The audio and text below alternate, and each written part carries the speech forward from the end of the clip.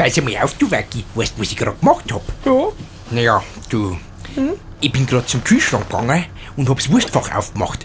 Du weißt, was ein Wurstfach ist, oder? Ja. Was war denn drinnen?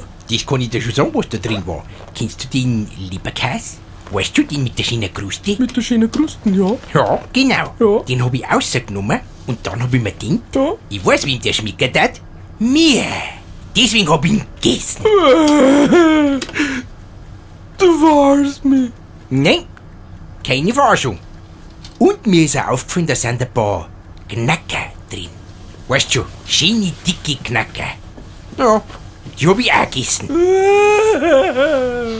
Und dann bin ich noch mehr ans Wurstfach gegangen. Gerade vor ein paar Minuten. Und dann hab ich ein richtig Geschmankerl hergekriegt. Das wird dir gefallen.